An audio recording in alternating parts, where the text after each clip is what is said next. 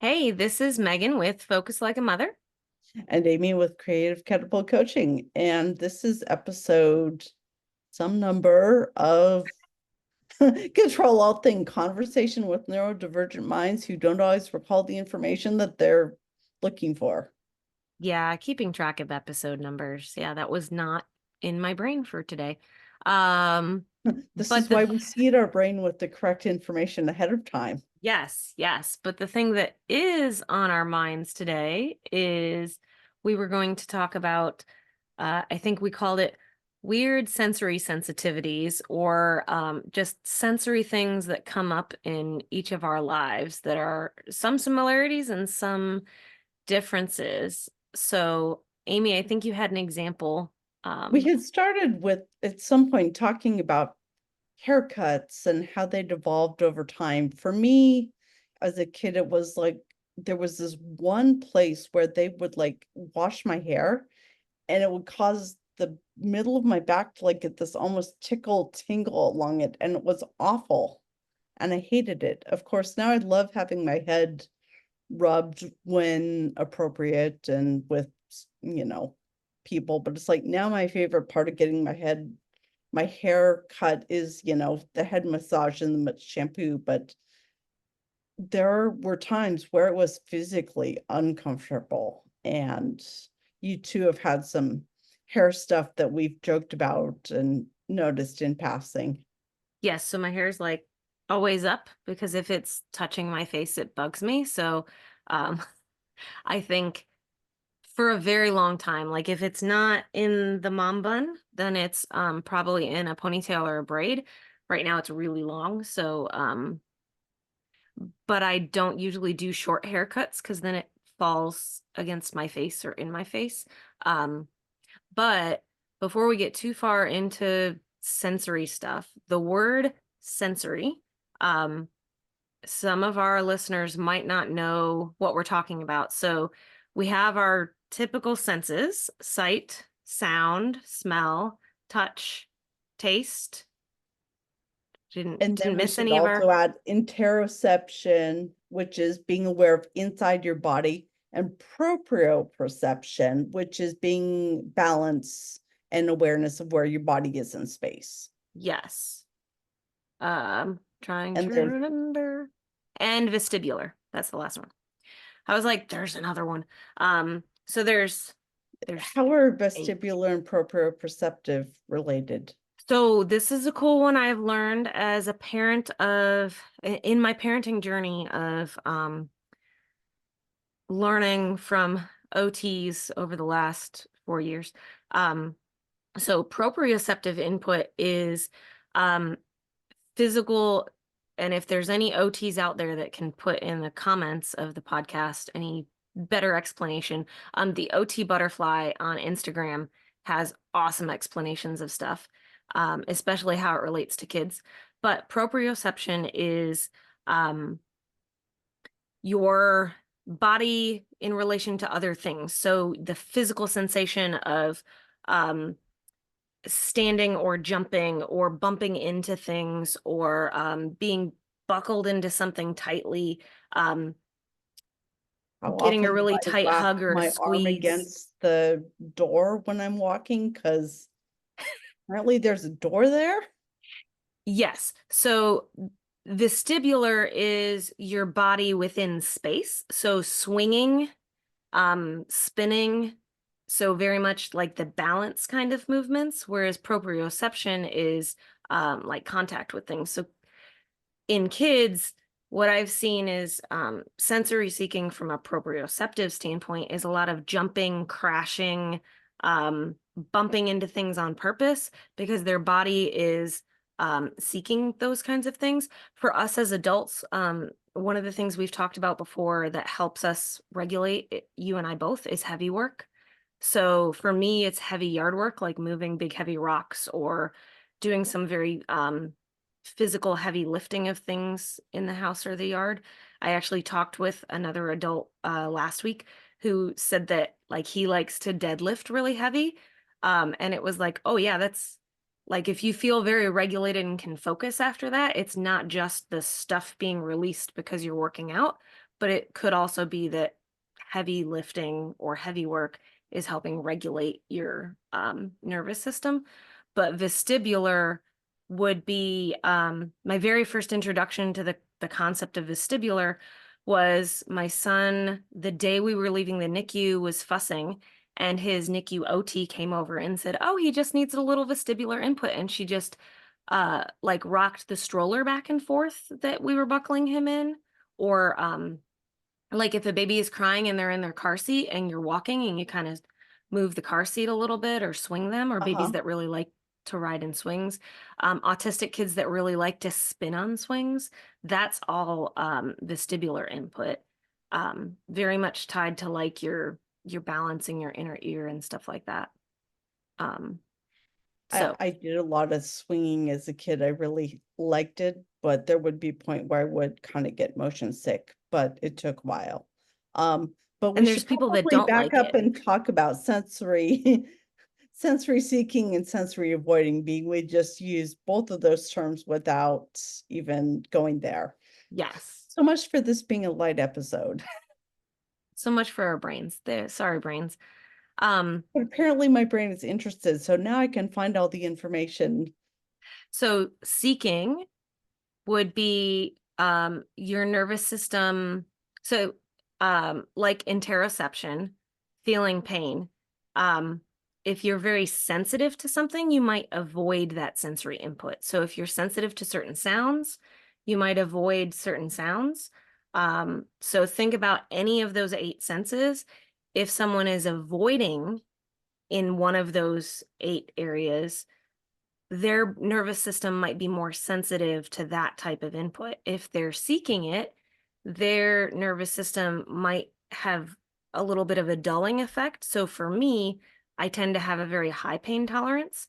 So on the interoception piece, there are some signals from my body that my brain doesn't interpret quite as strongly as maybe somebody else's, as a neurotypical brain might. Or like seeking out crashing and bouncing and things like that is just some nervous systems crave more input and that's sensory seeking, and some nervous systems get overwhelmed very easily on certain inputs. That would be avoiding. That's the easy way. Yeah. So I'm just now thinking back to the haircut stuff. That was probably, now I would be definitely sensory seeking as far as like, input through my scalp, because that's just very regulating for me. Mm-hmm. As a kid, although I didn't know it, at least in that one weird reaction, I guess would be kind of a sensory avoiding, Mm-hmm. because it didn't feel good. But being, you normally didn't day over day have to deal with your head being stuffed in a bowl full of shampoo and water and things flying in your head. It was not something. I did not enjoy the experience as a kid to get my hair cut. Yeah. And I could see a lot, well, a lot of kids don't, but at least one of my kids hasn't had their first haircut yet. The other one, we go to a hairdresser who is sensory friendly. So we'll very much take time or avoid things or not use certain things like clippers or something like that if it's something that the client, that it bothers them.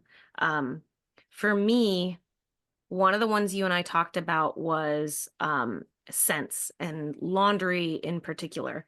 So like smelling the laundry, like if you walk outside and you can smell someone doing laundry, even though it's not the, like your washer and dryer, like your dryer's not running, somebody else's dryer's running. Um, or things like that.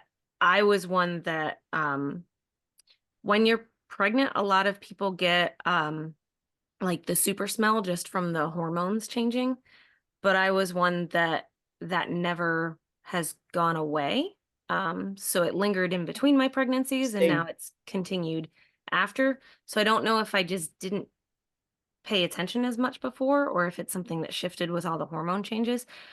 But man, I can smell a lot of things that I used to not be able to smell. And some of them will trigger like unconscious gagging or, unconscious reactions that I'm like, oh, okay, I need to like brain check. We don't need to vomit right now. It's okay.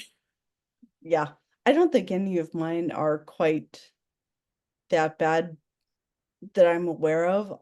But I definitely, yeah, have an aversion to laundry, especially dryer sheets, but really scented anything. It's just kind of strong and overpowering. I'm at a disadvantage in my apartment because I live right over our laundry room and it vents right under my deck. So during the summer, it makes it kind of hit or miss whether I want my windows open because dryer sheets are surprisingly strong smelling. They are. Yeah, we switched to, for many reasons, scent being one of them, but also sensitive skin. We switched to we use dryer balls, and then we use like flannel cloths that have been soaked in vinegar um as our dryer sheets, so we don't use the um whatever the store dryer sheets anymore. But scent is one of them that I'll just, I'm like, ooh. My son will say, now he can ask us, he'll say, what's that smell? Or he'll tell me he likes the smell of something. I have some uh food safe cleaner that I can clean the table with, our kitchen Uh-huh. table, that I can also like clean fruits and vegetables with, but it smells kind of there's some vinegar in it, and then I don't know if it's peroxide or something else. Um, but now he says he likes the smell of it, but it does smell strongly. Um, I actually have candles from my favorite candle shop where we used to live in Florida coming, but I can't do like, I can only do certain candles. Otherwise Yeah. it's just, scents are weird. Um, Another weird one that other people don't realize is sounds. Um, Sounds, I know you've talked about this. I am not one who can hear the electricity buzzing, but I know you've identified that you can. yeah, I can, Um, it all, I didn't realize that that was a thing. I just thought that like, I always got nervous that there was something wrong with like whatever electrical device it was, that I could hear it buzzing. And then I learned that some people can just hear like the frequency of the electrical buzzing more, or notice it more than other people. There are some frequencies that physically hurt my ears. Some kids' toys that I'm like, okay, mommy has to put in her loop earplugs because otherwise I'm not gonna survive this playtime session. Uh, yeah, I'm gonna that's have to go in the other room. I have Um, my own sound sensitivities. It was worse after I had brain surgery. And the one that gets me surprisingly cringy is cars driving on wet pavement. hmm, I don't know what really, it's more fine when it's dry, but that's and a lot of how much it bothers me depends on how good I'm feeling. Um, hmm, it's and I can tell him that I need to really listen that I'm having an off day if the cars hurt my ears. Um, yes. what I've discovered is the Flare Audio, they've got these sleeves that are hollow. They're made of silicone, but they kind of redirect the sound waves into my ears. They don't make it quieter, but they just take the edge off of the sounds that make me kind of want to do that. Hmm. And it's kind of cool. I've gotten a number of people in my circle who have tried them out. Some people have had amazing results with them. Other people haven't noticed a difference. So it's really interesting how it's a brain thing. I also had a lot of tubes in my ears as a kid. So how much of that is related to, either my ears are weirdly formed. I have no idea if they are. Or if it's like I didn't learn to process the sounds correctly because my ears were always stuffy as a kid. Mm.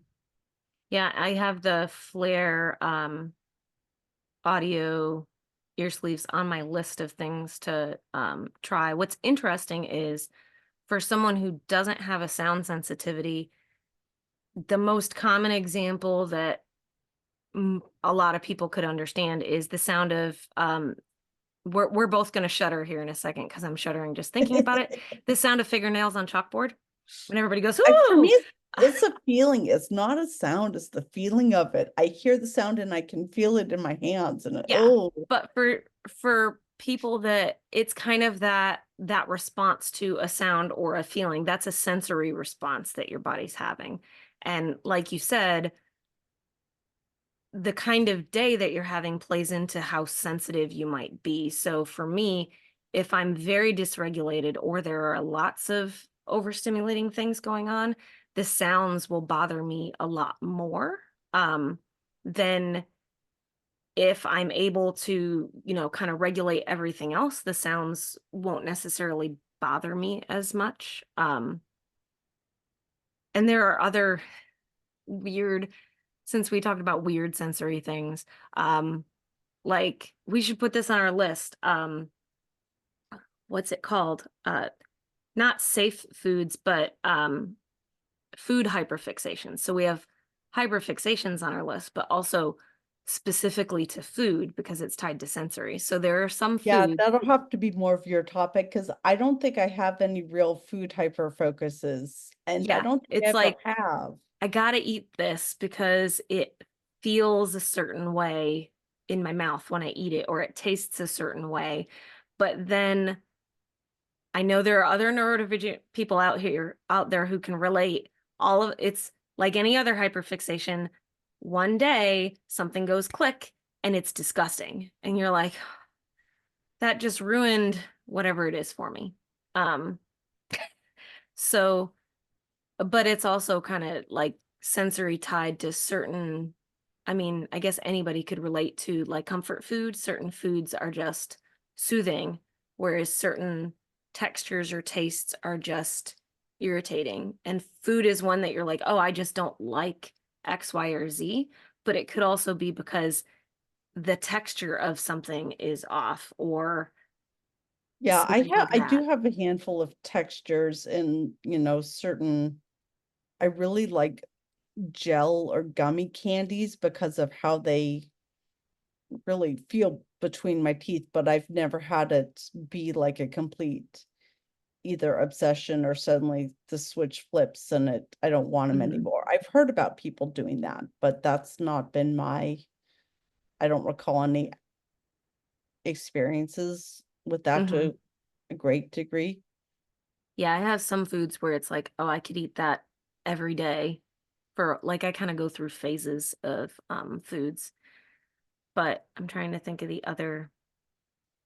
A lot of neurodivergent people would talk about a popular sensory sensitivity is microfiber. There are a lot of neurodivergent people who do not like the way some microfibers, yep, Yeah. yep, you're doing what Yep. I'm doing, just sort of like catches your skin weird.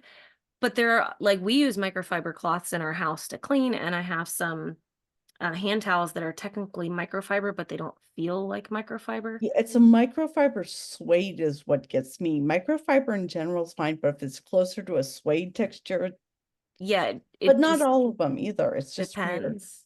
And another one we have in our house is tags in clothing Yeah, will that one's drive some of us nuts. So I've actually my son can now tell me to cut the tag out sometimes. Or I've noticed it about me, like I'll sit there and the tag will drive me nuts, but it's only certain I clothes have or whatever. certain ones. I am sensory seeking in a light space. Like I love bright light to the Mm. point that a lot of other people are like find it just weird. So I can relate to that one because I prefer to work in really bright spaces. So I think we did one of our podcasts and I was in a different room because I said, oh, it's brighter in here and I like it better in here and I'd rather work in here today. So my office is on the north side of the house. So it tends to be like this is all pretty much artificial light. I would rather sit outside where it's like bright, like sunlight bright. I like lots of big windows and stuff where I'm working. Um, Whereas my son will talk about how the sun is too bright. So it's just interesting the different and being able to voice those things. So, Yeah. Oh, another one I've got with light is at night, streetlights and car headlights make me irrationally angry. Okay. Um, I finally found a solution. I wear like yellow glasses often at night if I'm going for a walk, and then I just don't react. It's so weird. Hmm. But it's So just like the like blue blocker glasses? they might be, but you know, they were marketed as night driving glasses. Okay. It doesn't they do, I think, block some of the blue. But I can also have my phone on and sleep just fine. So I don't think it's just blue. It's something about, yeah, I don't know. It's really weird though, because like I understand it's a street light. I should not be angry that there's a street light on, you know, but But it that's the just gets essence in my of eye and it how gets, sensory stuff works. yep, It's not rational.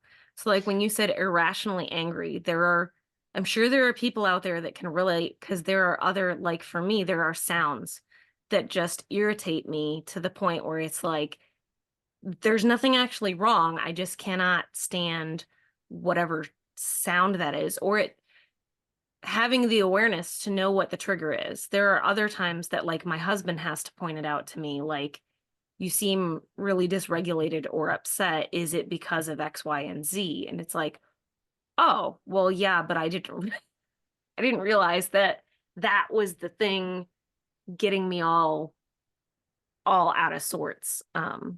yeah, yeah, and again, the lights don't always bug me. The street lights don't always bother me, but it's better at night for me often to wear these yellow glasses. And I mean, somebody's like thought they were a style statement. I'm like, okay, if you want to think that, that's great. I'd wear them anyway, but they thought they looked cool. So I was like, sure, yep. Um, but it's funny how quick those things strike. It's sometimes it is a slow build, and other times it's just like in momentary consuming rage or irritation. And hmm normally it's not to the point where I'll snap at somebody, but it's just like all of a sudden this flare can just be pretty intense.